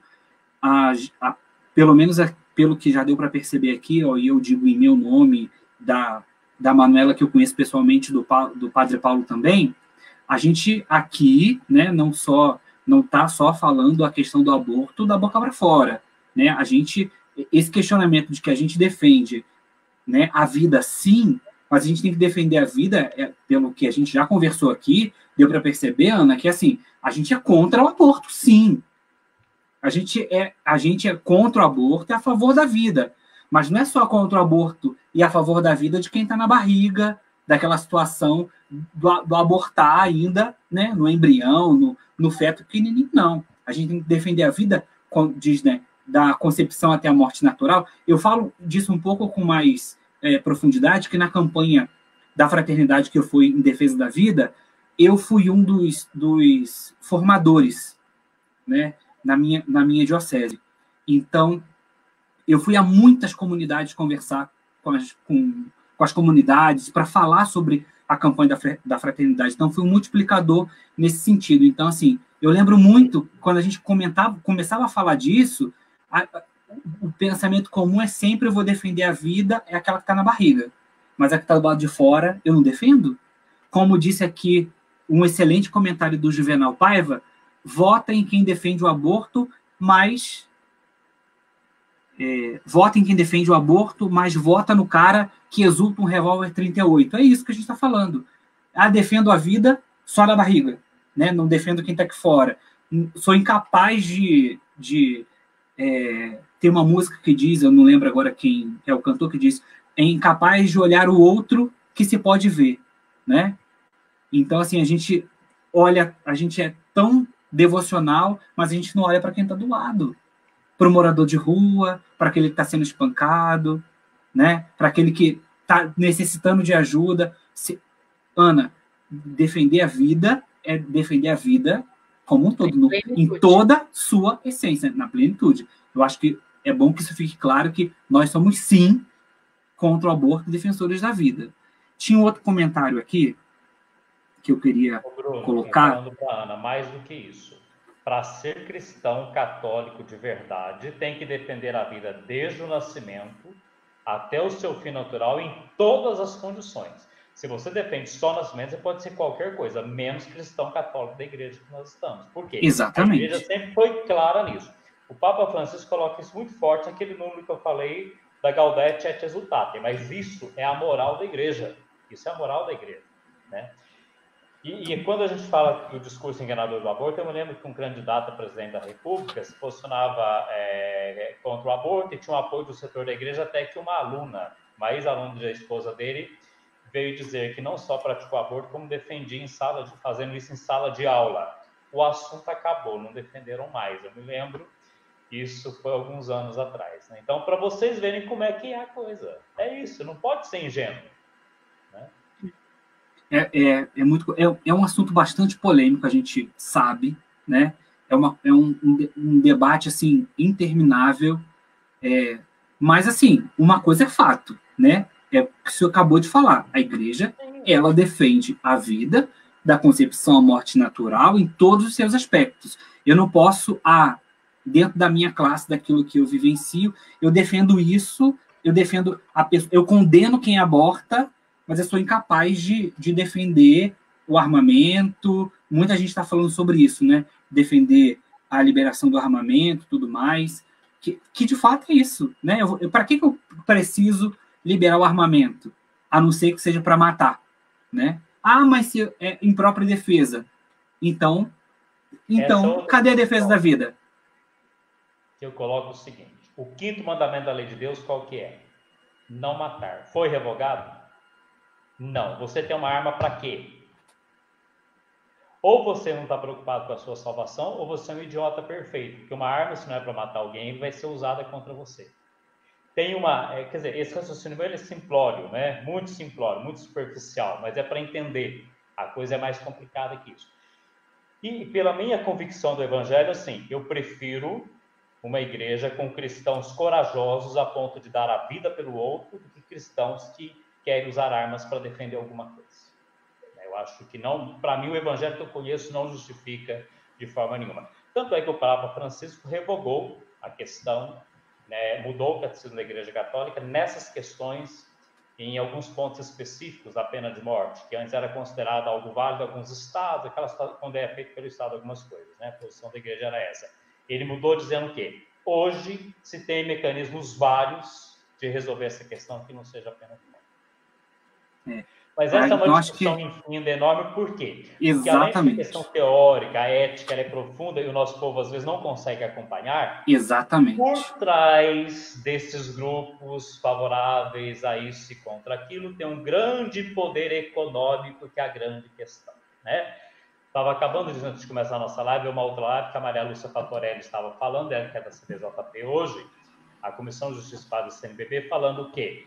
Se faz uma cortina de fumaça, na verdade não era ela, uma outra pessoa que era entrevistada, faz uma cortina de fumaça falando que o presidente ameaça toda hora com alguma coisa de ditadura e o pessoal cai nessa lábia. O que nós estamos tendo é uma ditadura do dinheiro, é uma ditadura econômica que está acabando de doar quase R$1 trilhão para os bancos e ninguém fala nada, né? Quer dizer, tem muito dinheiro que corre envolvendo isso, né? E as pessoas que estão na ponta, que são ingênuas, não percebem, não sabem disso. São coisas também que a nossa comunicação precisa divulgar, né? E estão aí alguns meios especializados, né? A maneira como isso é feito, o financiamento, tudo, são coisas que precisam ser divulgadas. Agora, claro, ninguém acha que vai falar isso, vai ficar isento, né? Porque esses interesses são fortes e agem. Manu, muita gente também falando aqui, apoiando a sua fala da questão das TVs, muita gente falando que concorda que para que tanta TV, basta uma só, investimento dobrado desnecessário. De fato isso, aí a gente acaba entrando naquele looping, né? Falando o mesmo assunto, a mesma coisa, né? Não sai da roda. É fato, a realidade está aí, né? É uma coisa muito que a comunicação precisa. Tinha outro comentário aqui que agora está subindo muito, não consegui pegar aqui muito bem, mas muita gente aqui falando dessa questão. Padre, muita gente ainda continua mandando um abraço para o senhor. Obrigado. E aí eu queria falar o seguinte. Quando a gente fala dessa questão, né, profundidade, eu estou vendo aí atrás do senhor uma imagem de Dom Helder Câmara, a quem eu tenho, né, um respeito, praticamente uma devoção especial, por aquilo que eu acredito que está faltando, talvez, na igreja, um Dom Helder. Ou vários Dom Helders, né? Quem lê Dom Helder, quem conhece um pouquinho da história, é a defesa de tudo isso que a gente está falando. De um homem que teve aqui, que muita gente conheceu, infelizmente eu não tive a oportunidade, mas, né, estudo um pouquinho sobre ele, e é isso que a gente está falando. Quer ser cristão, né? A gente precisa, não adianta ser cristão, me fugiu a palavra, né? Ser cristão de boca, ser cristão do IBGE, né? Não precisa. A gente precisa ser cristão, de ir para a comunidade, de estar fazendo essas discussões que a gente está fazendo aqui. E eu acho que Dom Helder tem um legado que as pessoas precisam olhar. Então, eu acho que esse é um momento muito importante político que a gente está vivendo, que a gente tem que olhar para a história. Dá uma olhadinha quem foi Dom Helder, o que ele defendeu, e aí sim, tirando a questão ideológica de partido A, partido B, a política como ciência, né? Como é que eu defendo a vida? A gente falando de defesa da vida, uma pessoa que mais defendeu a vida como Dom Helder, eu acho que assim, junta tudo isso que a gente está falando, problema de comunicação, né? Foi um homem que foi à frente do seu tempo, comunicava como ninguém, praticamente, vou voltar aqui, é o sino da Igreja Matriz, né? E essa palavra precisa ecoar, né? Eu acho que a união, eu acho que isso que aconteceu nessa pandemia com as TVs católicas, eu acho que se alguém estiver vendo, isso vai repercutir e tudo mais. Estou dizendo em meu nome, não em nome da CNBB, onde eu trabalho, enfim, que façam uma reflexão, de fato, o que vocês estão fazendo como comunicação católica. Reflitam. Está tendo profundidade ou é só o show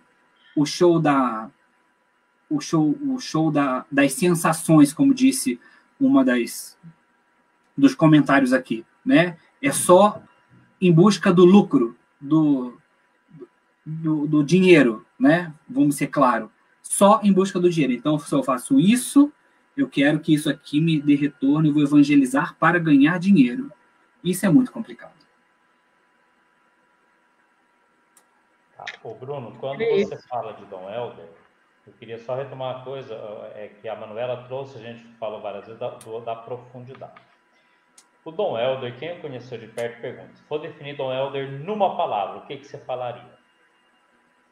Sempre foi um místico. O Dom Helder, desde sempre, acordava todos os dias às 2 horas da manhã, ficava diante do sacrário, rezando, e era quando ele também escrevia as cartas, os discursos, até às 4 horas da manhã, quando ele dormia, acordava de novo assim. Essa foi uma marca dele. Um grande teólogo do Concílio Vaticano II, o Karl Rahner, vai falar isso. O cristão deste tempo ou será místico ou não será nada. Então, é isso que nós precisamos buscar, uma mística, o verdadeiro sentido da nossa fé. E aí, quando o Bruno cita Dom Helder, eu colocaria uma lista aí de bispos que nós tivemos e que, ao lado de leigos também, de religiosos, e que no futuro nós vamos olhar para eles com mais admiração ainda, porque foram próprios de uma época e pessoas que marcaram. Dom Helder, Dom Pedro Casaldáliga, Dom Luciano Mendes de Almeida, são pessoas de uma santidade muito grande acima de tudo, né? São pessoas de contato muito profundo com Deus, né? Eu fiz uma experiência missionária da prelazia de São Félix, né? Dom Pedro Casaldáliga é um homem de extrema oração, e às vezes não se leva isso em conta. A gente vê tantos comentários sobre ele que parece que é um homem que não reza, que não tem fé, né? Nunca deixava de rezar e de celebrar a missa, rezava o ofício todos os horários, né? É isso que falta a nós cristãos, ir à essência da fé e ter uma mística. E quando a gente fala da questão das falsas notícias, da polarização, qual que é o problema disso que eu já alertava alguns anos atrás? É a intolerância. Eu preciso aprender a conviver com o diferente. A gente está colocando essas coisas aqui. Eu preciso entender que o outro que pensa diferente de mim tem direito de pensar isso, né? Eu posso morrer não concordando com ele, mas ele tem direito de pensar e de expressar. Uma grande questão é que nós nos tornamos intolerantes, né? Nós queremos que todo mundo entre no nosso quadrado, né? Tem um mito, eu não me lembro o nome agora, de uma pessoa lá, que ela colocava todo mundo para entrar na vida dela, tinha que deitar-se numa cama. Se não coubesse na cama, ela cortava os membros, a perna, né? É isso que a gente faz com o outro. Então, tolerância é a palavra fundamental para o diálogo. Por quê? Porque nós também vivemos numa sociedade plural, cada vez mais plural, né? Então, nós precisamos ter tolerância para conviver com o diferente. Manu, sua contribuição. Faço as palavras do Padre Paulo as minhas, né? Eu comecei a fala falando disso, né? Dos extremismos, de que o que pensa diferente de mim é meu adversário, é meu inimigo, e não apenas aquela pessoa que pensa diferente, que tem uma visão de mundo diferente, e isso atrapalha bastante a comunicação. A minha consideração final a respeito de tudo que a gente conversou até agora é que a gente tem que focar sempre no diálogo. Diálogo. E isso as pessoas estão refutando nos tempos de hoje. Se você for reparar o tanto que as pessoas são agressivas nas redes sociais, nos comentários. É impressionante, um dia conversando com o padre Dirceu, lá da CNBB, ele me contou uma história muito interessante. Ele falou assim, ai, Manuela, aquele jeitinho de mineiro dele, né? Tô encabulado, porque tem uma senhorinha aqui que era da minha paróquia, que era uma senhorinha tão calma, tão tranquila, sabe? Aquela senhora que está sempre na missa todo dia, boazinha, caridosa. Quando eu vi nas redes sociais, tomei um susto. E esculhambando todo mundo, usando palavras de baixo calão, uma agressividade, uma grosseria. Tomei um susto. ela não era assim pessoalmente, ela virou isso com as redes sociais. E esse exemplo é só para mostrar que realmente as pessoas se utilizam do WhatsApp, das redes sociais, em que elas não estão mostrando sua cara, em que elas não estão numa discussão tete a tete, para se polarizarem ainda mais e para cortar o canal de diálogo. Então, o objetivo é atacar e não dialogar. E é isso que tem acontecido. Como a nossa live aqui é sobre comunicação para paz e para verdade, a minha mensagem é: quando você for escrever alguma coisa numa rede social, se pergunte: será que Jesus escreveria isso? Essa é minha reflexão, para você pensar na comunicação, na cultura da paz e da verdade. Conversar, dialogar, colocar o seu posicionamento, as suas crenças, os seus valores, não tem problema nenhum. E você escutar o contrário é um exercício importante a se fazer. Mas cair na agressividade, na briga, será que vale a pena? Você acha que você vai conseguir converter alguém por meio da agressividade? É preciso atacar instituições e pessoas para você conseguir mostrar seu posicionamento? Eu sou a favor do diálogo e da comunicação que busca a paz e a verdade. Padre, suas considerações finais. Então, primeiramente, agradecer a todos que nos acompanharam e certamente porque estão interessados no tema, certamente se preocupam com uma comunicação para a verdade e a paz. E é muito isso que a Manuela falou, é isso mesmo. É termos mais cuidado com o que nós falamos. As pesquisas, estudos diversos mostram que, como a gente está na frente do celular, do computador, não está vendo a pessoa, fica mais fácil ser agressivo. Então, a gente precisa pensar, olha, eu vou responder um comentário, um post da Manuela, mas eu tenho que imaginar a Manuela na minha frente. O que ela acharia disso, né? E esse exemplo, Manuela, que você deu, que o padre disse seu ponto, a gente vê com muita gente. Eu fico assustado todos os dias. Pessoas de meu relacionamento comentando meus posts nas redes sociais com virulência, sem ser capaz de entrar no privado. Padre, mas como é que o senhor posta isso aí? Como é que o senhor fala isso, né?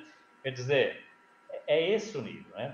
Então, a gente precisa fazer esse processo mesmo, e eu acrescento, volto a falar, a questão da tolerância. Nós precisamos entender que, do mundo, os outros têm direito de ser diferentes de nós. E é justamente através do diálogo que nós vamos ou convencer o outro, se for possível, né, de que nós temos mais razão que ele, ou talvez nos deixar convencer por ele. Porque às vezes ele pode ter razão também, né? Então, é esse exercício que nós precisamos fazer. Obrigado, Padre Paulo. Obrigado, Manuela. Quero agradecer especialmente o pessoal do CNLB que convidou a gente para poder estar aqui nessa live. Quero agradecer a todas as pessoas que participaram, muita gente dos regionais, das dioceses, aqui compartilhando com a gente, falando dessa comunicação da verdade e da paz. A própria Ana Regina, né, agradeceu aqui por permitir ela dialogar com a gente. É isso mesmo, a sua opinião é diferente da nossa, a gente coloca as duas e a gente respeita aquilo que você acredita e você respeita aquilo que a gente acredita sem agressividade, como a Manuela disse, é um ato de dialogar, de trocar, né? A gente pode sentar e conversar sobre esse assunto sem que tenha, né, nenhum tipo de agressividade, como de fato tem acontecido nas redes sociais ultimamente, que a gente não pode, né, se a gente dá uma brecha, a situação entra que não dá para controlar. Eu quero... o Juvenal está agradecendo, obrigado, Juvenal. Recentemente, eu escrevi uma reflexão, e eu vou deixar essa reflexão, eu não lembro exatamente, também não consigo achar aqui nos meus escritos, que é o seguinte, é basicamente isso. Se pergunte a você mesmo, né? Você sentaria com você mesmo, estaria disposto a ouvir tudo aquilo que é a sua história? Você seria você seria companhia para você mesmo, né? Então pensa, Reflete isso. Você seria uma boa companhia para você? Você gostaria de estar junto com você? Você chamaria você para ir na sua casa?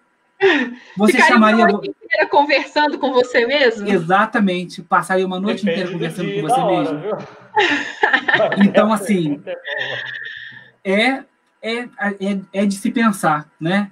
Eu ficaria, sei lá, talvez 15 minutos conversando comigo mesmo mas aí é para ser, eu estou dizendo, não é para só falar das coisas boas, não. É para você colocar quem é você junto com você. Então, fica essa reflexão. Quero agradecer mais uma vez a Manuela, ao Padre Paulo. Né? Infelizmente, o padre Cirineu não conseguiu participar por causa dos problemas da internet. A gente sabe que, nesse momento, né, a internet está bem sobrecarregada, mas é isso, fica essa reflexão. Você sentaria no banco com você mesmo e contaria sua história para você? Então fica essa reflexão. Obrigado, gente. Eu acho que o responsável vai finalizar aqui o chat para a gente, mas é isso, obrigado, boa noite e continuem sendo, né, Templo da Esperança. Profundidade é a palavra dessa live. Obrigado. Vamos continuar sendo Templo da Esperança, porque nós precisamos deixar de legado para os nossos filhos, netos, enfim, para quem vier, essa comunicação de paz. Tá bom? Boa noite para vocês. Obrigado pela companhia. Até a próxima. Até a próxima. Tchau, tchau.